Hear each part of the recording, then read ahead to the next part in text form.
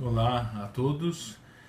Então, a ideia desse vídeo hoje é tentar fazer algo condensado para que sirva para alguns temas em relação ao aborto, principalmente por algumas questões que estão envolvidas nessa semana, a questão do julgamento do STF, mas também trabalhando com algumas questões que são mitos populares e que se difundiram com bastante intensidade. Então a ideia é pegar poucos pontos rapidamente. Depois, se for o caso, outro dia podemos pensar em vídeos mais longos sobre cada um desses temas que eu quero trabalhar aqui. É óbvio que eu sou padre Hélio, mas também queria deixar bastante claro que os argumentos que eu vou utilizar aqui são todos argumentos de razão. Já não vou usar nenhum argumento religioso. Então, aqui, o ser contrário ao aborto não é uma questão religiosa nesse campo. É claro que uma questão religiosa é algo muito mais profundo, algo muito mais grave, inclusive um aborto. Mas aqui os argumentos que eu vou me mover nesse vídeo são argumentos de cunho natural, de cunho que qualquer ser humano com o uso da razão é capaz de entender e alcançar. Então não é para os católicos, não é porque sou padre, mas são argumentos que servem para qualquer indivíduo humano que queira pensar sobre o tema. Então, a questão do aborto. Primeiro, tivemos o julgamento no STF de um habeas corpus que não vincula esse julgamento, não gera jurisprudência imediata, pelo menos.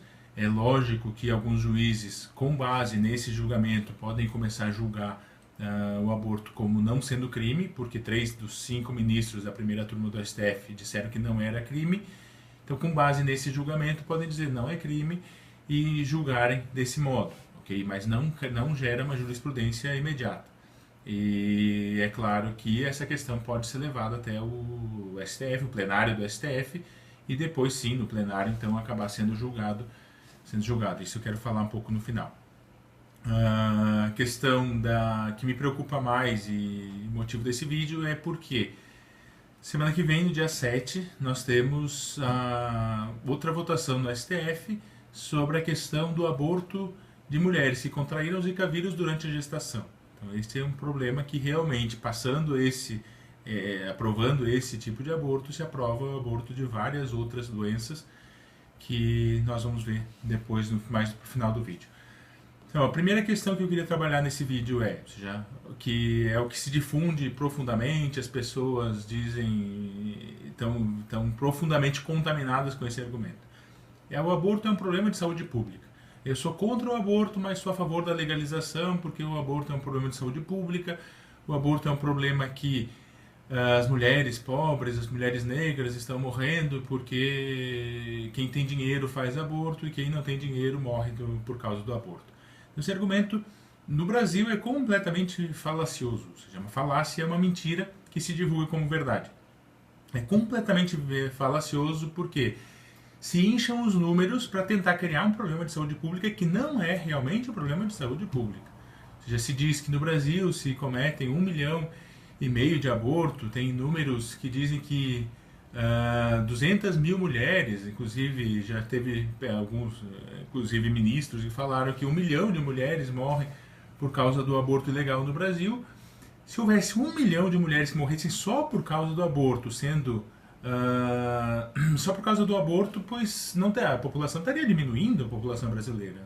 Não é viável isso, nem estatisticamente, ok?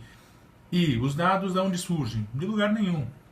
1,5 milhão de mulheres fazem aborto no Brasil clandestino, pois esse dado não existe. Ou seja, também fizeram isso no Uruguai, diziam que 20 a 30 mil mulheres, 50 mil mulheres, algumas estatísticas diziam que faziam aborto no Uruguai, e no primeiro ano da aprovação do aborto no Uruguai, 6 mil mulheres fizeram aborto. Isso aconteceu em todos os países que aprovaram o aborto. Os números são inchados para criar um problema de saúde pública que não existe. Quais são os dados? Os dados que nós temos confiáveis, os únicos dados que existem no Brasil sobre mortalidade, são os dados do DataSUS. Não existem outros. Então eu trouxe algumas tabelas para a gente ver. Então, na primeira tabela que eu queria mostrar aqui, primeiro gráfico, do DataSUS, então os dados são do próprio governo, de 2014, que é o último ano divulgado, mostram que, se vocês olharem aqui, o gráfico fala dos óbitos da mortalidade do Brasil. O número total de mulheres, ou seja, aqui sexo feminino, aparece que morreram no ano de 2014 foram 532.362. Ou seja, 532 mil mulheres morreram no ano de 2014. Sigo um pouquinho adiante. Aqui está só... Então, 532.362. Vamos ver. Um segundo gráfico que aparece aqui vai mostrar o quê? O número de mulheres que morreram relacionados com causas relacionadas à gravidez, parto ou aborto. Ok? Então, aqui vai mostrar que o número de mulheres que morreram relacionada por gravidez, parto ou aborto são 869. 869 no Brasil inteiro. Mas daí então dizem, não, mas é que esses casos estão subnotificados, não é real, isso não é um argumento verdadeiro, porque como o aborto é proibido, então ninguém diz. Ou seja, isso não é verdade. Mas enfim, ainda que esse argumento fosse verdadeiro, nós temos aqui um outro gráfico que mostra o total de mulheres em idade fértil que morreram. Esse dado não tem por que ser subnotificado. Mulheres em idade fértil das 535 mil que morreram, 65 mil mulheres, ou seja, o número está aqui, 65 mil mulheres morreram em idade fértil. Para que 200 mil mulheres morram por causa do aborto ilegal no Brasil, é necessário que nós precisamos que as 65 mil mulheres em idade fértil que morreram em 2014, todas tenham morrido por causa do aborto ilegal. E ainda tem que achar mais, a matemática não é meu forte, mas 135 mil, suponho, que tenham morrido, que morram sem estarem registradas nos óbitos pelo DataSUS, e todas têm que ter morrido por causa do aborto ilegal. Então o aborto não é um problema de saúde pública. Então, sempre que eu falo isso, então vem alguém dizendo, mas então o senhor não se preocupa com a morte de uma mulher. É lógico que a morte de uma mulher é gravíssimo. Agora, dessas 800, 900 mulheres que morrem durante o parto e a gestação, ou seja, nem todas morrem por causa do aborto ilegal e nem por complicações do aborto ilegal, são pouquíssimas que morrem. A causa mais grave de morte durante a gravidez é a pressão alta, que ninguém fala, não se tem uma campanha tão forte em relação a isso. Ou seja, ainda que morram algumas mulheres dessas 900 por causa do aborto ilegal, não é um problema de saúde pública. Ou seja, a questão aqui, não estou discutindo se uma morte, qual morte é mais importante ou menos importante, eu estou dizendo que não é um problema de saúde pública. Se for um problema de saúde pública, é o próprio aborto. Porque o aborto, se os números que o ministro falou outro dia de 1 milhão e meio de abortos por ano, então sim, isso é um problema de saúde pública, porque nós estamos matando 1 milhão a 1 milhão e meio de pessoas por ano. Isso é um problema de saúde pública, de pessoas indefesas que estão sendo mortas.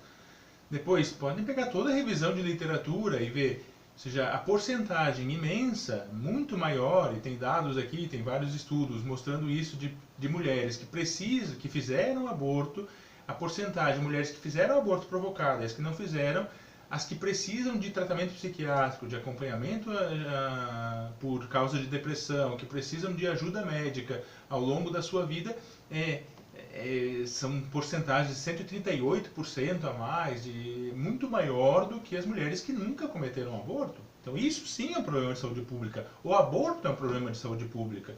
E não a não legalização do aborto é um problema de saúde pública. Então isso com dados claros, tá certo? Isso aqui não é uma questão de opinião, são os dados são esses. E se alguém acha que é um problema de saúde pública, depois me mostra os dados, vamos ver se é. Mas hoje estou convencido pelos dados reais e concretos que temos que o aborto não é um problema de saúde pública. Segundo ponto que eu queria tratar aqui, ou seja, a questão do Zika vírus. Então, existe a contaminação pelo Zika vírus? Claro que existe. Essa contaminação pelo Zika vírus tem uma incidência profunda em relação à microcefalia? Existe uma relação que é indubitável. Agora, qual é essa relação? Não sabemos. E aqui trago também, de novo, uma página para mostrar. Então aqui o PubMed, quem conhece um pouquinho o campo da medicina sabe que todos os artigos relacionados à ciência, relacionados à medicina, são publicados aqui. Ou seja, se não está publicado aqui, é considerado que não existe no mundo científico. Então eu coloquei aqui Zika e microcefalia, não botei um filtro muito grande, botei só dois filtros, e me apareceram artigos publicados que relacionam Zika vírus com a microcefalia. Nós temos 478 artigos. Isso no campo científico é zero, é nada. Ah, mas está se estudando muito. Sim, está se estudando muito, mas não temos resultados ainda claros sobre qual é a incidência. Sabemos que existe uma relação entre o Zika vírus e a microcefalia, sabemos que existe, mas não sabemos qual é a porcentagem, e cada vez se mostra que já o número de pessoas, de mulheres contaminadas com Zika vírus e a microcefalia, ou inclusive a não microcefalia, mas uma deficiência que exista nessa criança, que possa vir ocorrer nessa criança, são números muito reduzidos em relação às mulheres grávidas que adquiriram Zika vírus. Então isso é uma evidência que está se mostrando cada vez mais. Mas enfim, não temos um fato consolidado de qual é exatamente a relação entre Zika vírus e microcefalia. Mas surge em janeiro, no final do ano passado, surge a questão do Zika vírus, toda a questão da relação entre Zika vírus e microcefalia. Se observa que algumas crianças, filhas de mulheres contaminadas com Zika vírus, começam a nascer com microcefalia. E no próprio mês de janeiro, o que acontece? Ou seja, o próprio mês de janeiro já surge a Débora Diniz, já entra com um processo no STF pedindo, solicitando o aborto no caso de microcefalia causada pelo Zika vírus, que não se tinha nenhuma comprovação. Hoje se tem uma relação maior, mas se sabe que não é tão direta. Então, no mês de janeiro, sem nenhuma consolidação do dado, a Débora Diniz, que foi a mesma que pediu o aborto em caso de anencefalia, entra com um processo pedindo a liberação do aborto por incompetência do Estado, que também é um fato criado. Ou seja, se cria o fato da incompetência do Estado. Então, se nota que é uma manipulação, ou seja, não se tem uma clareza da doença. É que aqui nós temos algo na bioética, nesse mundo da vida, que se chama pendente resbaladiça. O que é isso? Ou seja, como se fosse um barranco em que, com lama, ou seja, que vão nos empurrando para baixo para que a gente não consiga voltar. Nunca foi interesse a aprovação do aborto de anencéfalos. Foi interesse nos empurrar para baixo da pendente para não conseguirmos voltar nisso. Com a aprovação do aborto de anencéfalo, se aprovou o aborto de todas as causas, de todas as doenças incompatíveis com a vida extrauterina. Então não foi só do anencéfalo. Agora, se tenta então, sem comprovação científica, sem clareza nesse sentido, não querem a aprovação de aborto de crianças com microcefalia por causa do Zika vírus, mas querem a aprovação de crianças com alguma deficiência, com algum tipo de deficiência, que seja por incompetência do Estado, mas que vai se alargar o caso. Por quê? Porque o que querem chegar realmente é a uma definição do aborto como um direito total e pleno da mulher. Não estou dizendo que não exista conflito. Se não existisse conflito entre mulher e a criança, não existiria aborto. É claro que existe conflito. Agora aqui nós estamos com dois valores. Uma questão é a liberdade da mulher, outra coisa é a vida de um ser humano. Essa vida só pode ter liberdade se tiver vida. Então são valores que não estão na mesma escala de balança. Então precisamos sim, ou seja, defender a vida para que essa vida possa ser livre também. Então, aqui a questão da pendente resbaladiça, toda essa formulação do Zika vírus pedindo o aborto de crianças com microcefalia não é essa a intenção, claramente não é essa a intenção. E essa é a preocupação do julgamento agora do dia 7, que aprovem o aborto, ou seja, essa semana aprovam o aborto, dizendo que não é crime. 3 dos 5 ministros disseram que não era crime o aborto até os 3 meses, que provavelmente vai ser usado como argumento no julgamento do aborto de crianças com microcefalia por causa do Zika vírus, alegando a incapacidade do Estado de proteger. Agora, a questão é que aqui não estamos nem, já seria um crime hediondo, mas nem numa questão de uma vida incompatível com a vida extrauterina. Estamos no caso de uma microcefalia que causa uma deficiência. Então aprovaremos logo em seguida o passo seguinte, a síndrome de Down e outras deficiências também, porque não queremos ver o sofrimento, ou seja, e o sofrimento, mas como é que eu vou deixar uma pessoa sofrendo? Sim, vou matar ela antes de deixar sofrer. Então, aqui é uma questão clara que não temos evidências científicas claras da relação entre Zika vírus e microcefalia. Existe uma relação sem dúvida, mas não existe evidências científicas absolutas de saber qual é essa relação ainda. E estamos tentando aprovar o aborto numa questão científica que não está fechada e que não temos clareza. Okay? Depois, mais uma questão. Rapidamente só, muitos conhecem, mas queria colocar aqui, ou seja, o IPPF, que é um instituto que eu coloquei aqui, eles têm o plano estratégico deles para de 2010 2015, acabou ano passado, mas se alguém ler isso aqui vai ver, ou seja, que tudo isso que está acontecendo é algo que já estava planejado. Ou seja, o investir no sistema jurídico dos países, plano estratégico da América Latina, investir nos países da América Latina para mudar a lei, para transformar a lei, fazer o advocacy, que eles chamam, que é dar instrumentos para que se possa entrar com recursos no STF, que se possa tentar entrar com projetos de lei. Então tudo isso aqui está planejado, está pensado e tem um plano estratégico muito bem definido a cada 5 anos. Eu não achei agora o de 2016 2020, mas também está tudo muito bem pensado e muito bem realizado. Então não achemos que de repente cai um Zika vírus e cai uma proposta de aborto ou entra um projeto de aborto no Senado. Ou seja, não, isso está tudo estrategicamente pensado. Isso aqui não é teoria da conspiração, mas eles deixam claros no site deles que agem desse modo e que promovem desse modo e que financeiramente também promovem as questões desse modo. Então, queria deixar claro isso também. E depois, então, encerrando esse vídeo, então, que eu queria, ou seja, usar esses argumentos, falar desses argumentos falazes, desses argumentos falsos que são difundidos amplamente. Cada vez que eu escrevo alguma coisa sobre aborto, alguém me diz, não, eu sou contra o aborto, mas eu sou favorável à sua aprovação, porque não é uma questão binária de sim ou não, mas é uma questão de sofrimentos que tem que ser visto em cada caso. Pois não, ou seja, a questão aqui, assassinato é assassinato. Eu não posso não posso ter uma dualidade nesse sentido. Aqui nós estamos lidando com vida humana inocente que tem que ser preservada a todo custo, por uma questão humanitária, por uma questão social. Se investimos no bem comum, pois temos que investir nos cidadãos dessa sociedade. E aqui o ministro, inclusive, um dos ministros dessa semana que julgou, dizia que não pode ser crime porque países desenvolvidos, como França, Alemanha, aprovam o aborto. Então, isso é um argumento falaz. Nós somos Brasil, e Brasil temos nossa cultura, nosso modo de pensar, e a nossa população pensa de um determinado modo e age de um determinado modo. Segundo, a crise europeia é uma crise de filhos. Não é uma crise cultural, que outra cultura está invadindo eles e que eles não sabem limitar. É uma crise de filhos. Eles estão matando 300 mil, em alguns países 300, 400 mil crianças por ano através do aborto. Então não repõe nem a população. Então, uma sociedade que mata seus próprios filhos é uma sociedade fadada à morte, fadada a um declínio cultural. A Europa está morrendo por causa da falta de filhos e porque está assassinando seus próprios filhos. Se uma sociedade mata seus próprios filhos, quem vai repor essa sociedade? Quem vai repor essa cultura? Quem vai repor esse elemento cultural?